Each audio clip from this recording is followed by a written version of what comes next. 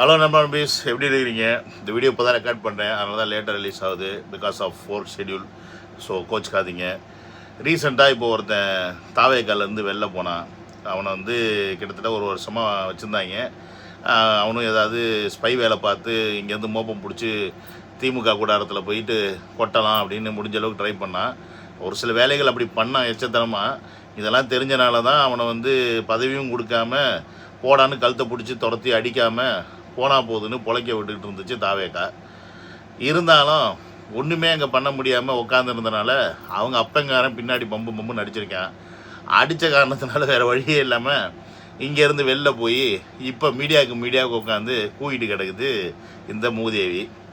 அது பேர் பார்த்திங்கன்னா ஜெகதீஸ்வரி.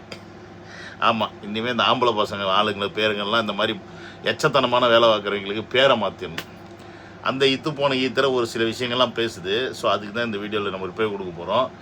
என்னோடய சேனல் யாராவது ஃபஸ்ட் டைம் வரீங்க அப்படின்னா சப்ஸ்கிரைப் பண்ணி பெல் பண்ணி ப்ரெஸ் பண்ணுங்கள், ஷேர் பண்ணுங்கள், மறந்துடாமல் கமெண்ட் செக்ஷனில் போடுங்க. முடிஞ்ச அளவுக்கு லைக்கையும் ஷேரையும் போடுங்க. எவ்வளோ டைட் ஷெடியூலுக்குள்ளே நான் டெய்லி இந்த வீடியோலாம் போடுறேன் அப்படின்றத நீங்கள் புரிஞ்சுக்கணும். கொஞ்சமாவது புரிஞ்சுக்கிட்டு செயல்படுங்க. நம்ம ப்ளீஸ்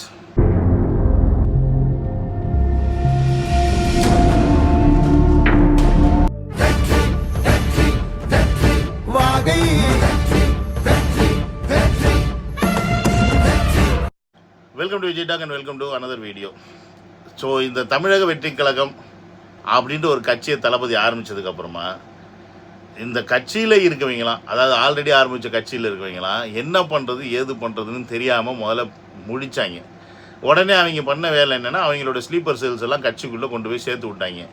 சேர்த்து விட்டு எப்படியாவது கட்சியில் என்ன நடக்குது ஏது நடக்குது, விஜய் அவர்களுடைய அடுத்த மூவ் என்ன பண்ண போகிறாரு அப்படின்ற விஷயத்த எப்படியாவது இங்கே வாங்கி நம்ம அதை வச்சு பிளான் போட்டு முடிச்சிடலாம் அப்படின்ற எண்ணம் தான் அவங்களுக்கு. ஆனால் அந்த எண்ணத்துக்கு எல்லாத்துக்கும் ஆப்பு வைக்கிற மாதிரி தளபதி அவர்கள் எல்லாத்தையுமே ரொம்ப சீக்கிரஸியாக மெயின்டைன் பண்ணி பண்ணுறனால இந்த ஸ்லீப்பர் செல்லுங்களுக்கு வேறு வழியே இல்லாமல் அங்கே உட்காந்து ஸ்லீப் பண்ண வேண்டிய வேலையாகி போச்சு. இவங்க தூங்குறாங்கன்னு சொல்லிட்டு அங்கே எலும்பு துண்டு தூக்கி போட்ட தலைவர் சும்மா இருப்பாரா? என்ன பண்ணுவார்? கல்தாம்பாட்டில் அடிச்சு, டேய் உனக்கு கொடுத்த வேலை என்ன, நீ என்ன பண்ணிகிட்டு இருக்கீங்க அப்படின்ற மாதிரி தான் கண்டிப்பாக கேட்டிருப்பாங்க. ஐயா அங்கே முடியல ஒன்றுமே, அவங்க அவ்வளோ சீக்கிரட்டாக பண்ணுறாங்க, என்ன பண்ணானே தெரிலன்னு. சரி ஓகே, அதெல்லாம் பண்ணிட்டு போட்டோம், நீங்கள் இவ்வளோ நாள் இருந்தேல, சரி தான் மாற்றி பேசு அப்படின்னு சொல்லி திருப்பி ஒரு அஜெண்டா கொடுத்துட்டாங்க. அந்த அஜெண்டாவுக்கு இந்த ஈத்தரை இஷ்டத்துக்கு உட்காந்து பேசிக்கிட்டு இருக்கு. என்ன பண்ணுறது? பாங்க என்ன பேசுகிறான்னு பார்ப்போம். நீங்கள் எல்லா லீடர்ஸையும் பாருங்களேன். நீங்கள் இன்னும் சொல்ல சீமான கூட உதாரணமாக எடுத்துக்கங்க. நீங்கள் சீமான அவர்கள் மேலே பல மாற்றங்கள் வைப்பீங்க. ஆனால் இந்த நாட்டில் ஒவ்வொரு இஷ்யூ நடக்கும்போது உடனே ரியாக்ட் பண்ணுவார். சில நேரங்கள் ஊடகங்களை நேரடியாக சந்திப்பாரு, பிரஸ் கேள்விகள் எடுப்பாரு, இல்ல பத்திரிகை அறிக்கைகளை கொடுப்பாரு. என்னைக்குமே பிரஸ் பார்க்கலாம் பயந்தே கிடையாது. அது கான்ட்ரோவர்சியலா சில விஷயங்கள் போகும், நீங்க அவர் பிரஸ் அவர் வேற மாதிரி ஹேண்டில் பண்றதெல்லாம் போகும். பட் எனக்கு சந்திக்கிறேன். ஏன்னா அவருக்கு அட்லீஸ்ட் நான் நிறைய படிச்சிருக்கேன், எனக்கு டெய்லி என்ன நடக்குது, நாட்டு என்ன நடக்குதுங்கிறது தெரியும், எனக்கு அந்த இன்புட்ஸ் வருது, நானே படிக்கிறேன் பார்க்கிறேன். வெக்கமே இல்லாம தமிழக வெற்றி கழகத்துல ஒரு வருஷம் இருந்துட்டு இன்னைக்கு போய் உன் தாய் வீட்டில் போய் சேர்ந்துட்டு இங்க இருக்கிற தமிழக வெற்றி கழகத்தை ஏகப்பட்ட குறை சொல்லிக்கிட்டு இருக்க. இது 19க்கு இப்போ சீமான் அவர்களை வேற உனக்கு சப்போர்ட்டுக்கு எடுத்துக்கிற. ஏகப்பட்ட முரண்பாடு இருக்கிற நீ சீமான் எதுக்கு இப்போ இதில் கொண்டு வர?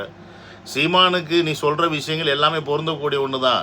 அவருக்கு அறிவு இருக்குது, அரசியல் அறிவு இருக்குது, பேச தெம்பு இருக்குது, பேசுகிற திறமை இருக்குது. அவரை மாதிரி தமிழ்நாட்டில் இன்றைக்கி டேட்டுக்கு யாருமே பேச முடியாது அப்படின்றது 100% உண்மை. அதில் மாற்றுக்கிறதே கிடையாது. உங்களை மாதிரி பத்திரிகையாளர்கள் கேனத்தனமான கேள்வி கேட்கும்போது செருப்பை சாணியில் முக்கி அடிக்கிற அளவுக்கு பேசக்கூடிய திறமை அவருக்கு இருக்குது. அதில் மாற்றுக்கிறதே கிடையாது. அது எல்லாமே இருந்தாலும் நீ என்ன மயிருக்கு தமிழக வெற்றி கழகத்தில் சேர்ந்த? ஏன் ஒன்று தமிழக வெற்றி கழகத்தில் உண்மையாலுமே நீ சேர்ந்துருந்தேன்னா விஜய் அவர்களுக்காக சேர்ந்துருப்ப, இல்லைன்னா ஒரு மாற்றம் வரணும்னு சேர்ந்துருப்ப. ஆனால் நீ சேர்ந்துருக்கிறது ஸ்லீப்பர் செல்லாம். இங்கே நடக்கிற விஷயத்த வேவு பார்த்து உன் தலைமையிட்டு கொண்டு போய் கொடுக்கணும்.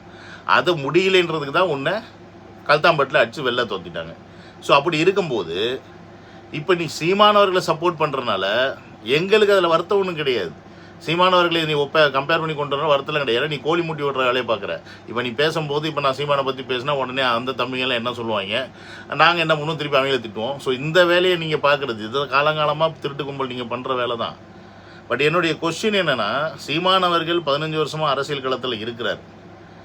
அவருடைய அரசியல் எல்லாருக்குமே பிடிச்ச அரசியல் தான் இளைஞர்களுக்கு. இருந்தாலும் அவரை ஏன் மக்கள் பெரிய லெவலில் கொண்டாடல? ஏன் மக்கள் அவர் ஆதரிக்கலை? ஏன் உன்ன மாதிரி கம்முனாடி கூட போய் அங்கே சேரலை? பிகாஸ் மாற்றத்தை கொடுக்கக்கூடிய கெப்பாசிட்டி யாருக்கிட்ட இருக்குது அப்படின்றது தான் இங்கே மேட்ரு. இங்கே தமிழக வெற்றி கழகத்திட்ட தான் அந்த கெப்பாசிட்டி இருக்குது.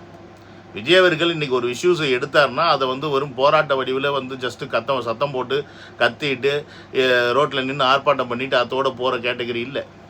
அவர் ஒரு விஷயத்தை எடுக்கிறார் அப்படின்னா அந்த விஷயத்தோடைய டாப் எண்டு வரைக்கும் போகிறார். சட்ட போராட்டத்தை எடுக்கிறார். அண்ணா யூனிவர்சிட்டிக்கு ஆளுநர் பார்த்து லெட்டர் கொடுக்குறாரு. வக்ஃப் வாரியத்துக்கு சுப்ரீம் கோர்ட்டுக்கு போகிறாரு. இந்த அஜித்குமாரத்துக்கும் சட்ட போராட்டத்தை எடுக்கிறாரு. பரந்தூருக்கும் சட்ட போராட்டத்தை எடுப்பார். ஸோ இப்படி சொல்யூஷனை நோக்கி போகிறாரு. வெறுமனே வந்து மக்களை கூட்டிகிட்டு வந்து ஆர்ப்பாட்டம் பண்ணிவிட்டு அதுக்கப்புறம் கலைஞ்சு போகிற கூட்டம் கிடையாது தமிழக வெற்றி கழகம். அவர் எல்லாத்துக்கும் ஒரு சொல்யூஷன் இருக்கா, அந்த சொல்யூஷன் இருந்தால் மட்டும்தான் அவர் ட்ரை பண்ணுறார். சொல்யூஷன் இல்லை அப்படின்னா அவர் அதில் பெருசாக மெனக்கிடுறதில்ல. ஏன்னு கேட்டிங்கன்னா அந்த சொல்யூஷன் வரணும்னா அதற்கு தலைமை பதவி வேணும், முதலமைச்சர்ன்ற பதவி வேணும். அது இருந்தால் மட்டும்தான் சொல்யூஷன் பண்ண முடியும். இல்லைன்னா எல்லாத்துக்குமே சட்ட போராட்டம் அப்படின்றது சரியாக வராது. ஒரு சில இடங்களில் அந்த இடத்துல இப்போ ஒரு உதாரணத்துக்கு மின் கட்டண உயர்வு வருது. இதை வந்து எடுத்து என்ன சட்ட போராட்டம் பண்ண முடியும்? ஒன்றும் பண்ண முடியாது. அப்போ அந்த இடத்துல முதலமைச்சராக இருந்தால் அந்த மின் கட்டண உயர்வுக்கு என்ன வழி பண்ணலாம், அது கம்மி பண்ணதுக்கு என்ன வழி பண்ணலாம், வேறு என்ன ஆப்ஷன் அப்படின்னு யோசித்து அதை செயல்படுத்த முடியும். ஸோ அவர் சொல்யூஷனை தோடி தான் அவர் போய்கிட்டு இருக்காரு. உங்களை மாதிரி சொர்ண கட்ட ஜென்மங்களுக்கு அது எப்படி புரியும்? எனக்கு தெரிஞ்ச ப்ரெஸ் மீட் நடக்காதுங்க. அவர் ப்ரெஸ்ஸை சந்திக்கிறதுக்கு தயாராக இல்லை. அவர் வந்து ப்ரெஸ்ஸை சந்திச்சா பல கேள்விகளை நாம் எதிர்கொள்ள வேண்டிய அவசியம் ஏற்படும் அப்படின்னு அவர் நினைக்கிறார். அந்த கேள்விகளுக்கெல்லாம் அவரிடம் எல்லா கேள்விகளுக்குமான பதில்கள் இருக்கான்னா இல்லை. ஏன்னா நீங்க அதற்கு பல பிரச்சனைகளை உள்வாங்கணும். பத்திரிகையாளரை சந்திக்க மாட்டாரு. உனக்கு தெரிஞ்சு பத்திரிகையாளர் சந்திக்க மாட்டாரா? நான் என்ன கேட்குறேன், பத்திரிகையாளர் ஏன் சந்திக்கிறோம்? இப்போ பத்திரிகையாளர்னு அவர் ஒரு மீட்டிங் ப்ரெஸ் மீட் வச்சான்னு வச்சுக்கோங்க. இப்போ அந்த ப்ரெஸ் மீட்டில் நீ கூட போய் உட்காந்து கேள்வி கேட்ப. இப்போ நீ எவ்வளோ கேவலமான ஜென்மம்னா அது என் வாயால் சொல்ல எனக்கு கூசுது. அந்த அளவுக்கு நீ கேவலமான ஜென்மம். இப்போ நீ பத்திரிகையாளன்னு அங்கே போய் உட்காந்துட்டு நீ தமிழக வெற்றி கழகத்தில் ஒரு வருஷத்தில் என்னென்ன விஷயத்த நீ பார்த்தியோ பார்க்கலையோ நமக்கு தெரியாது.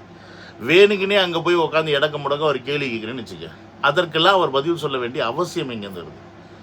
முதல்ல இந்த இடத்துல பத்திரிகையாளர்கள்ன்ற அப்படின்ற அந்த பாயிண்ட் யார்? பத்திரிகையாளர்னா நீ வந்து எந்த கட்சிக்கும் சப்போர்ட் பண்ணாத நடுநிலையான ஒரு பத்திரிகையாளனா? அதற்கு பதில் சொல்லணும். அதை விட்டுவிட்டு நீங்கள் பத்திரிகையாளன்ற பேரில் ஒவ்வொரு பத்திரிகையும் ஒவ்வொரு கட்சிக்காரனுக்கு சப்போர்ட் பண்ணிகிட்டு இருக்கீங்க.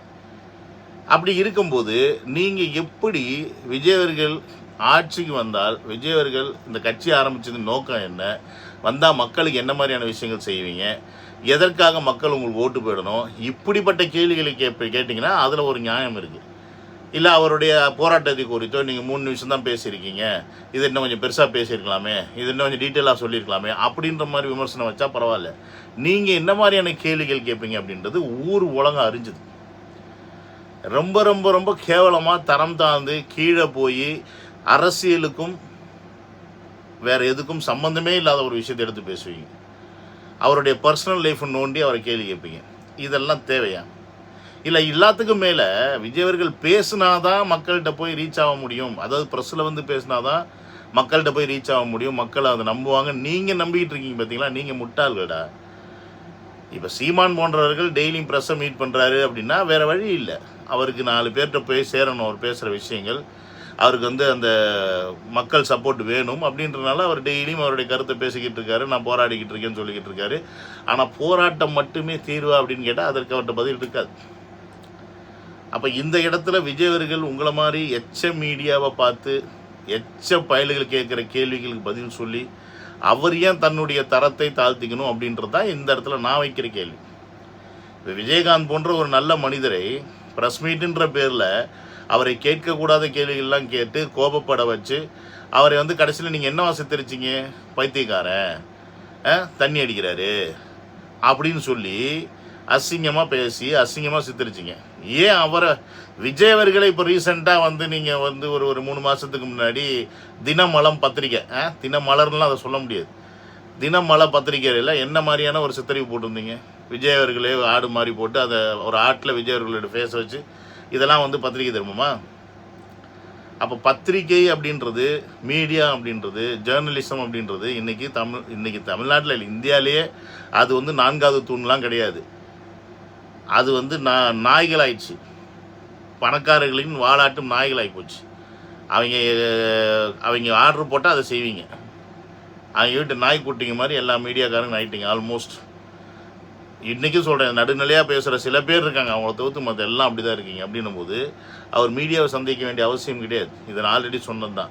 திரும்ப திரும்பி நீங்கள் மீடியாவை சந்திக்க மாட்டார் அப்படின்னா ஒரு நாள் மேபி மீடியாவை சந்திக்கலாம், மேபி அது கூட எனக்கு தெரியல, இல்லை சந்திக்காமே போகலாம். உங்களுடைய அனைத்து கேள்விகளுக்கும் அவர் வந்து அறிக்கையாமல் சொல்லிடுறாரு, மக்கள்கிட்டே மேடையில் சொல்லிடுறாரு. இல்லைன்னா இந்த 2வது மாநாட்டில் பல கேள்விகளுக்கு பதில் வர்றதுக்கான வாய்ப்புகள் இருக்குது. அதனால் நீங்களாம் முடிஞ்ச அளவுக்கு ட்ரை பண்ணுங்கள் அவரை என்ன வேணால் பண்ணணுன்னு. ஆனால் கஷ்டம், அது உங்களுக்கு நல்லாவே தெரியும். ஏன்னா நீங்கள் எடுத்த கருத்து கணிப்புலேயே எல்லாம் நக்கிட்டு போயிடுச்சு அப்படின்னு உங்களுக்கு தெரியும். அதனால தான் இன்றைக்கி என்ன பண்ணுன்னு தெரியாமல் முழிச்சிட்டு உட்காந்துருக்கீங்க. முழிங்க. நீ என்ன பண்ண முடியும் பண்ணு. உன்ன மாதிரி இன்னும் எத்தனை ஸ்லீப்பர் செல் இருந்தாலும் கண்டுபிடிச்சி வெளியில் அனுப்புவோம், தலை மேலே அடித்து துரத்தி விடுவோம் தமிழக வெட்டிக்களத்துலேருந்து. அதில் மாட்டுக்கிறதே கிடையாது அப்படின்றத மைண்டில் வச்சுக்கடா மக்கி பயலுகளா அப்படின்றத சொல்லி இந்த வீடியோ இதோட முடிச்சுக்கிறேன். See you in another video. Love you all. Take care. Bye.